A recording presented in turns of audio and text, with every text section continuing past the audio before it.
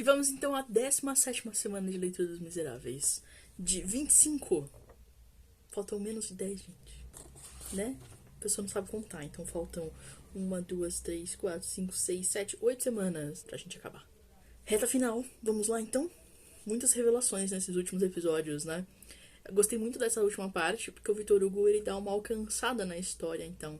A gente deixou Jean e Cosette lá no convento e foi conhecer Marius e uma série de outros personagens. E agora a gente teve o alcance da história, né? Os personagens todos se encontraram no mesmo ponto. E foi muito interessante. Acho que era um momento pelo qual todos nós esperávamos, muito aflitos, né? E com muita ansiedade. Depois de passar por muitos textos longos e, enfim, sofrer um pouco, chegamos, enfim, e vamos lá. Então começamos no livro segundo, né, Eponine, que é a filha do Thénardier, né, aquela que foi visitar Marius, enfim. E a gente vai saber o que aconteceu no dia seguinte ao padrinheiro Garbot, né, o que aconteceu lá depois que o Javert prendeu todo mundo e o que aconteceu. E a gente vê que o Marius, então, ele acabou saindo do lugar onde ele estava, né, lá da pensão. Ele não ficou mais, ele ficou muito assustado com toda a situação e acabou indo embora. Mas tem uma coisa muito interessante que o Victor Hugo coloca aqui, que tem uma coisa pior que o mal rico é o mal pobre, que era o título daquele capítulo, né, sobre o Thénardier. E isso como se fosse os sentimentos do próprio Marius, né? Então ele diz assim, em segundo lugar, ele fala que o primeiro é ele ser um mal pobre, e em segundo lugar é que não queria participar de nenhum processo que provavelmente seria aberto, tendo então que depor contra o Thénardier. E aí o Thénardier é preso, né? E ele ainda assim manda 5 francos para ele todas as semanas. É um misto ali, será? Não sei, de culpa, de dever, porque o Thénardier teria salvado o pai dele.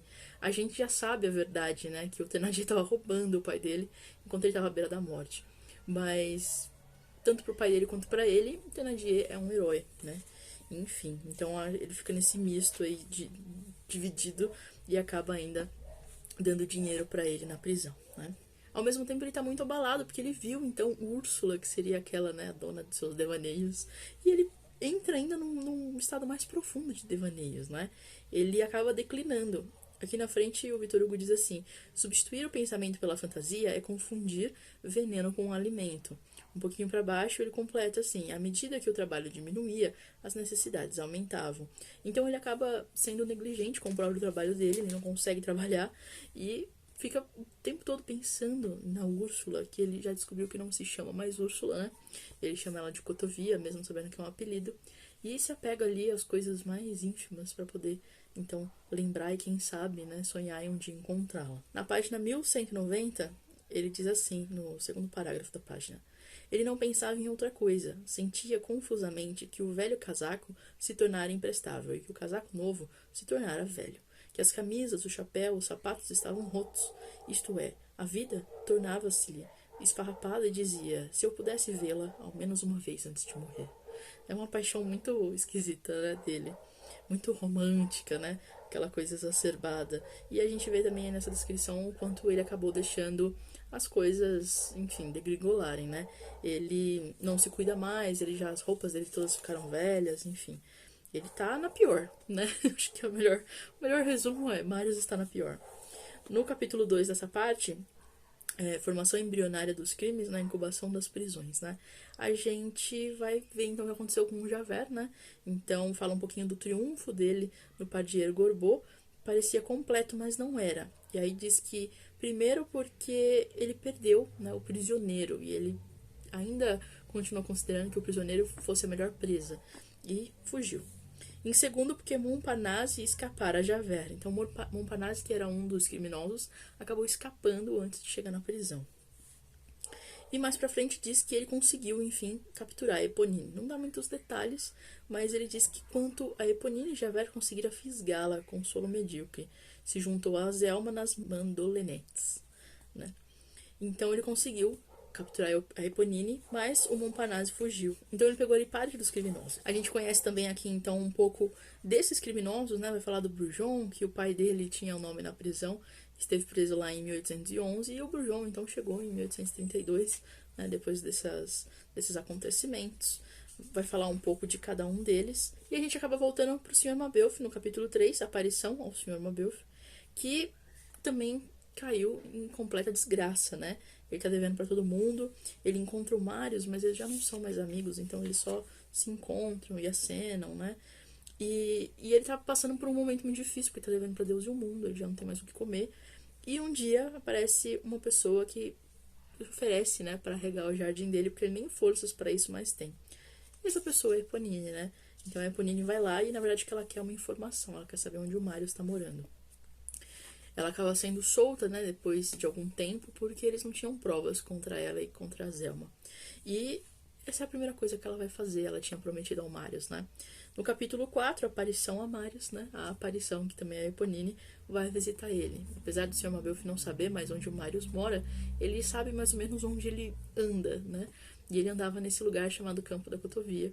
E aí a Eponine encontra ele lá e ela diz, né, onde ele poderia encontrar, então, sua cotovia. E bem no comecinho desse capítulo tem uma parte muito interessante, né, que fala sobre o trabalho do Marius, né, e me identificou muito assim com o nosso momento hoje. Estamos todos assim, veja só. Seu trabalho consistia, então, em traduzir para o francês uma célebre querela de alemães, a controvérsia entre Gans e Savini. Ele tomava Savini, tomava Gans, lia 4 linhas, esforçava-se para escrever uma, não conseguia. Via uma estrela entre ele e o papel e levantava-se da cadeira dizendo: vou sair um pouco, assim ficarei mais disposto. E ia até o campo da cotovia. Lá, mais do que nunca, via a estrela e menos do que nunca pensava em Gans e Savini. Voltava para casa, procurava retomar o trabalho, mas nada conseguia. Mas não havia meio de tornar a ligar um só dos fios que lhe haviam rompido no cérebro, então dizia: amanhã não sairei. Esse passeio não me deixa trabalhar. E continuava a sair todos os dias. Parece esse ciclo que a gente entrou durante a quarentena. A gente não conseguir, né? Não, nem ser produtivo, mas a gente não conseguir fazer as coisas, assim, numa linearidade. A gente a todo tempo se distrai e vai fazer outra coisa. E no caso do Marius é porque ele está apaixonado, né? Está morrendo de amores. No nosso caso é porque a vida não está ajudando, não é mesmo? Mas achei muito interessante essa descrição, achei que era muito também pra gente nesse momento. Então Eponine e Marius conversam, né? Eu achei uma história tão triste, né? Uma conversa tão triste, porque a Eponine claramente está cada vez mais apaixonada por ele, e ele cada vez mais deslumbrado por essa cotovia. E achei muito triste essa conversa toda, né? Ela faz essas coisas todas porque ela gosta dele, e ele, enfim, tenta dar uma moeda para ela, né? Ela diz: não quero seu dinheiro. É bem triste. Livro terceiro, A Casa da Rua Plumet, é isso que a gente encontra, então, onde está todo mundo, né? A gente tem toda uma descrição da casa, a Casa do Segredo, né? O capítulo 1. E é tudo muito Victor Hugo, né? Ele vai descrever como que a casa surgiu, quem morou, vai desde a planta da casa até os pormenores dos acabamentos, assim, vai passando, né?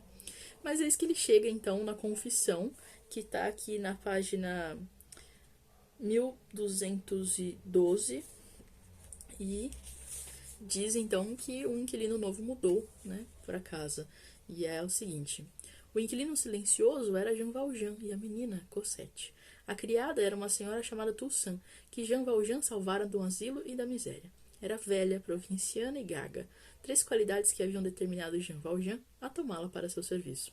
Ele alugara a casa sob o nome de Sr. Fauchelevent, proprietário.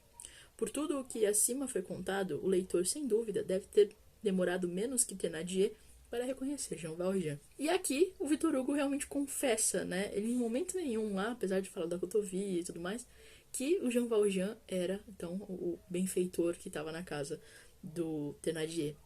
E aqui ele confessa, enfim, né, que era o Jean Valjean, então que a menina era a Cosette, e que então a pessoa por quem Marius está apaixonado é realmente a Cosette, né? E explica também por que o Jean resolveu sair do convento, né?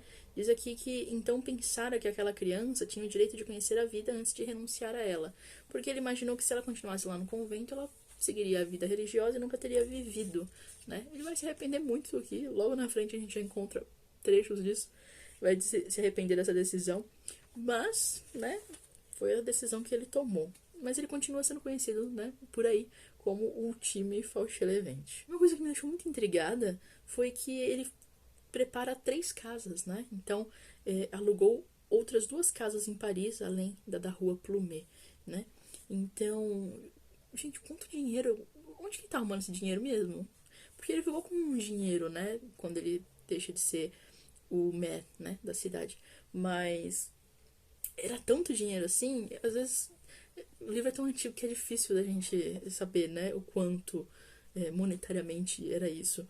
Mas apesar de eu achar que ele tinha bastante, eu achei que ele não tinha tanto. Mas 3 casas? Tá bom, né? Vamos lá. No capítulo 2 a gente descobre que ele tá fazendo parte da Guarda Nacional, né? Sob o nome do Ultime. E ele então acaba se disfarçando, né? Esforçado, se disfarça na própria guarda, né? Até um tanto engraçado. A gente também descobre que ele tá agora com 60 anos. E que ele e a Cosette vem vivido ali, né? Tranquilamente, um tanto escondidos, né? A gente vai conhecer também o jardim da casa deles, né? Folies actifrombidos, né? Verbo e Lucrécio, diz a nota de rodapé, de natura rerum, que significa folhas e ramos. Então a gente vai conhecer um pouco desse jardim que tem nessa casa, né? Que ele é, de uma certa forma, um personagem nesse trecho, né? Porque ele vai aparecer várias vezes e ele vai fazer parte de alguns acontecimentos. Mas eu achei muito interessante como o Victor Hugo fala dessa mudança do próprio jardim, né? De como ele acaba se transformando ao longo do tempo e de como a gente chega então também na mudança da Cosette na sua própria transformação, né? Então é um florescer de várias formas diferentes, mas ao mesmo tempo a mesma coisa. Deu pra entender? Pra mim foi meio que um tanto uma metáfora pro desabrochar da Cosette. E foi bem interessante, né? Dá pra esmiuçar isso mais, na verdade, a gente só não tem tempo pra isso, mas foi bem interessante ele passar por essas duas transformações. A gente descobre também que Cosette não lembrava muito da infância, né? Diz que ela lembrava de um dia de noite, né? Que fora buscar água e encontrou o Jean Valjean. Então ela já não tem mais muitas memórias, né? De tudo que aconteceu com ela. Isso é um tanto interessante, né? E a gente chega então na parte, né? No capítulo 5, a Rosa descobre que é uma máquina de guerra. E a Cosette descobre que ela é bonita, né? Ela descobre que ela realmente mudou. E todo mundo, na verdade, começa a perceber, né? A criada deles, né? A Toussaint diz pro Jean, né? O senhor já notou como a menina está ficando bonita? E chega no momento que a própria Cosette descobre isso, né? Então ela começa a se arrumar mais, enfim. E a querer sair, né? Para ver as pessoas, ver o mundo, fazer parte dessa sociedade muito doida que tá lá fora. E é o que acontece quando ela vai passear, então, no Jardim de Luxemburgo, onde ela acaba encontrando Marius pela primeira vez, né? Então é isso, esse acompanhamento que a gente tá fazendo para chegar na, na mesma linha, né, temporal dos todos os personagens. É muito legal a gente ver isso no trabalho do Victor Hugo, porque normalmente a gente não tem acesso a isso nos livros, né? A gente tem ponto de vista de um personagem ou de um núcleo específico. A gente nunca tem essas viradas. Então o Victor Hugo mostra pra gente tudo o que aconteceu com o Marius, tudo que o Marius pensou, de como ele se sentia no jardim quando encontrava ela e o Jean Valjean. Mas a gente não sabia o que estava acontecendo com a Cosette. E agora a gente tem, né? A gente vai descobrir aqui tudo que a Cosette pensava. E quando ela viu o Marius pela primeira vez, a gente descobre que ela viu ele antes dele perceber ela. E uma série de coisas, né? E uma parte que eu achei interessante, lá pelas tantas aqui, diz assim: atualmente é muito difícil alguém ousar dizer que duas criaturas se amaram porque se olharam. Contudo, é assim mesmo que se ama, e não existe outro modo. O resto não passa do resto, e só vem depois. Nada é mais real que esse grande abalo sofrido por duas almas que se comunicam por essa centelha. E eu achei muito engraçado porque eu não lembro se vocês lembram disso, mas eu comentei no trecho do Marius, né, que ele diz que ela o olhava como se o amasse, né? Então eu já tinha certeza que ela amava ele. Eu não tinha nem falado uma palavra, mas aqui a gente tem a confirmação de que realmente aconteceu. Então a Cosette também realmente o amava muito, né? Eu acho é um tanto cômico assim. Era realmente assim o romance no século XIX. Esquisito, né? Tem uma parte mais esquisita depois. Mas vamos por partes, né? Quase na parte 6, né? Para a tristeza e meia, um pouquinho antes, diz assim: nessa situação, ela não precisava de um amante ou de um namorado, mas de uma visão. Começou então a adorar a Marius como algo encantador, luminoso e impossível. Então era muito uma paixão platônica, né? Ela estava ali, segundo essa descrição, num momento de transição entre, né, a pessoa inocente, né, uma criança completamente inocente, e essa fase de amor platônico para então chegar a um amor romântico de alguma forma. E é interessante, né? Então a gente vai ver então o outro lado do Luxemburgo, né? Como que ela se sentia, de como ela aproveitava os passeios para ver o Marius. E também é muito interessante ver o Jean, né? Ele com ciúmes. E apesar de ele ter tirado ela do convento para que ela pudesse ter uma vida, ele se sente muito em conflito a partir daí, né? Porque ele começa a perceber as investidas do Marius no jardim e ele começa a ficar um pouco com medo, né? Dessa liberdade, dessa possibilidade de futuro da Cosette, e ele acaba se retraindo, né? Chega a dizer até o seguinte, né? Como adorava aquele Éden fechado para sempre, de onde saíra voluntariamente e de onde descera como um louco. Como lastimava sua abnegação e sua insensatez, trazendo Cosette de volta ao mundo, pobre herói do sacrifício, dominado e aniquilado pelo seu próprio devotamento. Então ele se arrepende profundamente, né? Ele tem esse momento de, não, preciso deixar ela conhecer o mundo, mas ao mesmo tempo, melhor não. Devia ter ficado no convento mesmo, tava todo mundo bem. Mas, enfim, tarde demais, não é mesmo? Porque senão a gente não tinha o resto do livro, então vamos lá. No meio disso tudo tem uma cena muito interessante, né? Que é quando eles estão na estrada para ver o nascer do sol. E os forçados passam, né? Passam as carroças e Cosette tá junto com o Jean. E ela fica assustadíssima com tudo aquilo. E ao mesmo tempo é uma cena que traz o Jean de volta à realidade, né? Pra quem ele é. Por todos esses momentos que ele saiu desde o convento e ele arrumou essa nova casa. Apesar de ele ter aquela consciência de que ele precisa continuar se escondendo por ser um ex-prisioneiro. Ele dá a impressão, né? Que ele esquece um pouco disso. Então ele vive confortavelmente. Apesar de, né, não exatamente confortável, mas de certa forma em relação ao que ele deveria viver se ele passasse por Jean Valjean, ele vive de forma muito boa, né, muito confortável. E esse momento parece que traz ele à tona de novo, né, assim, relembra ele de quem ele realmente é e de tudo que ele já sofreu e tudo que ele pode sofrer ainda se ele for descoberto, né. Então, as palavras da Cosette também são um pouco duras nesse sentido, né? Ela diz que se encontrasse um dos criminosos na rua, ela provavelmente desmaiaria, né? E mal sabia ela que ela vive com um deles, né? E é muito forte essa cena, né? É uma cena que dura várias páginas. Como sempre, né? Victor Hugo. Parabéns. E logo depois disso, ele leva, então, Cosette para se distrair, né? Diz assim que levou Cosette a esses divertimentos a fim de distraí-la da lembrança da véspera, né, que seriam os prisioneiros passando, apagando com um risonho tumulto de Paris o espetáculo abominável que passara diante de seus olhos. A parada, ponto alto da festa, tornava muito natural a presença de uniformes. Jean vestiu a farda de guarda nacional com o vago sentimento interior de um homem que se refugia. Aliás, o objetivo desse passeio, como parece, foi conseguido. Cosette, que fazia questão absoluta de agradar ao pai, e, para quem esses espetáculos constituíam novidade, aceitou o passeio com a graciosidade fácil e simples da adolescência. E não se mostrou estranha diante de toda aquela alegria. Assim, Jean Valjean julgou ter conseguido o seu intento, que na mente da jovem Cosette não restassem mais vestígios da horrenda visão. E, de certa forma, nem na dele, né? Que ele também não tivesse mais isso. Ele acaba se distraindo de alguma forma e voltando pro cotidiano deles, né? Dessa nova vida que eles levam. E essa foi a parte da semana, né? Foi até curto. 70 páginas, mais ou menos. Mas são 70 páginas bem importantes porque a gente realmente reencontra esses personagens que são fundamentais em toda a história do livro e que vão agora, né, partir para novas aventuras. Eu gostei bastante de alcançar, né, a história. A gente já tá quase lá, né, encontrando Marius e partindo, então, do mesmo ponto. Então, todos os personagens estarão no mesmo momento, enfim. E acho que vai ser bem interessante tudo isso. Apesar de já ter lido o livro, muita coisa a gente esquece, né? Eu lembrava mais da parte geral. Então, algumas coisinhas menores, essas coisas ainda me surpreendem de novo. É aquela coisa de que toda leitura é uma leitura. Então, por mais que a gente releia um livro, a gente nunca lê ele 2 vezes. Porque a gente muda enquanto leitor. Então, numa releitura, a gente está de várias formas lendo um livro novo de qualquer forma.